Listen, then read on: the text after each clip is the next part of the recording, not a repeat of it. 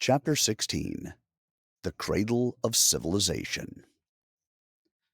Hours bled into one another as the land cruiser carved a silent path through the deep desert. The adrenaline of the escape had long since evaporated, leaving a bitter residue of exhaustion and defeat. The faint glow of the captured dig site had vanished, and with it, any sense of direction. They were fugitives in an ancient land, running from a behemoth who wielded the power of a shadow government. Inanna was asleep, her head resting against the cool glass of the window. A brief escape from the impossible reality of their situation.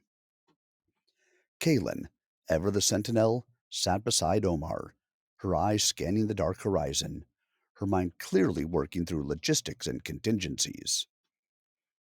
Ben stared out at the endless sea of sand and felt the full weight of his loss. The despair he'd felt in the first moments of the escape had now settled into a profound, hollow ache. The sentinel, the ship, Keats, the stone. Every tool, every connection to the truth he had just discovered had been severed. He was a torchbearer with nothing left to light, a prophet whose holy site had been desecrated before he could even share the gospel. He has it all, Ben whispered into the quiet hum of the engine, the words tasting like ash. Everything. Kaylin heard him. She turned from the front seat, her face grim in the faint green glow of the dashboard. Not everything, she countered, her voice low but firm. He has the hardware, but he doesn't have the operator. He has the ship, but he doesn't have the bloodline. He's missing the most important pieces of the puzzle. What good is a key without a lock? Ben shot back, the despair making his voice sharp. We have nothing, Kaylin. Nowhere to go. We're just running. Then we stop running and we start hunting, she replied, her intensity cutting through his gloom. In your visions, you saw the network. You saw the fracture. Think, Ben. The rebels didn't just disappear. They went somewhere. Where did they take the other pieces? The question sliced through Ben's despair like a flash of lightning. He closed his eyes, pushing past the pain and focusing on the chaotic memories from the Sentinel's archive. He saw a flash of the great fracture, not the battle, but the aftermath, the panicked flight, the stolen tools, a different sky, a different architecture, a ziggurat. His eyes flew open. They didn't go far, he said, his voice charged with newfound urgency. They headed east, Mesopotamia. He turned to Kaylin, his thoughts racing as a glimmer of hope overshadowed his despair. If Giza was their power source, then Mesopotamia was their experimental ground. They attempted to create their own network there. That makes it the real cradle of civilization. Kaylin held his gaze for a long moment. Then a slow, dangerous smile spread across her face. She turned back to the front. Omar, she said, her voice now filled with a chilling finality. Change of plans. Get us to the airstrip.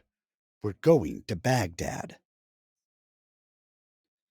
Boarding the geodynamics jet felt strangely familiar, a memory from a different lifetime. The first time, Ben had been a bewildered academic, swept up in a whirlwind of mystery. This time, he was a fugitive. The polished wood and quiet hum of the engines felt less like luxury and more like the sterile interior of a gilded cage, hurtling towards an uncertain future. Ben, Inanna, now awake and alert, said as they settled into their seats. Her voice pulled from him his thoughts. She pointed to her laptop screen, which showed two images side by side. One of an ancient Mesopotamian winged sun disk, the other of an almost identical Egyptian symbol. This motif appears across multiple, supposedly unconnected cultures. What do you think it truly represents? Ben leaned in, a slow smile spreading across his face. It represents the memory of home, he said softly. The image of the world ships, the great arcs that brought us here and then departed. The Mesopotamians, practical and logical, developed an abstract alphabet to describe their world. But the Egyptians, they never stopped drawing pictures of the science they had forgotten. A single one of their hieroglyphs contains an entire scientific treatise. That's it! Ben exclaimed, a jolt of inspiration hitting him so hard he shot up in his seat. He pulled out his own laptop. Keats, I need you to run a new analysis. Use the cross reference symbols. Interpret the core geometry of the Egyptian hieroglyphs as quantum field equations. We're not just looking for history, we're looking for a blueprint. We're building a link pod. The impossible idea hung in the air, a spark of manic energy in the quiet cabin. For the next hour, fueled by the jet's strong coffee, Ben and Inanna worked in a feverish collaboration, their exhaustion forgotten.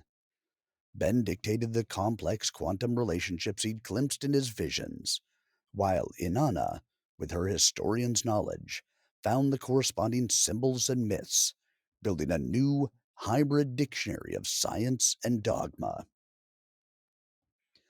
As the jet began its descent into Baghdad, Kaylin, who had been quietly observing them while working on her own encrypted terminal, finally spoke. All right, she announced, her voice cutting through their intense focus. Our situation has changed, and we need new rules. We're off the grid. No unauthorized messages. From now on, we only operate in the physical realm. She pulled up a file on her screen, a photograph of a distinguished looking man with kind eyes. While you two were rebuilding ancient history, I was securing our future. Dr. Fadel Massoud. He's the director of antiquities at the Iraq Museum and a trusted, discreet contact I've been cultivating for years. He owes me a few favors. She zoomed in on a satellite map, pointing to a location outside Baghdad. For the last decade, Massoud has been overseeing a number of digs. Most are public knowledge, but one, she said, her voice dropping, is a top secret excavation. He has hinted at anomalous findings for years, things he couldn't explain or publish. While we were in the air, I sent him a single encrypted image, a cuneiform symbol for sky fire that I saw on your monitor, Ben. She paused, letting the weight of her words sink in. He responded 2 minutes ago. His message had only two words. Come now.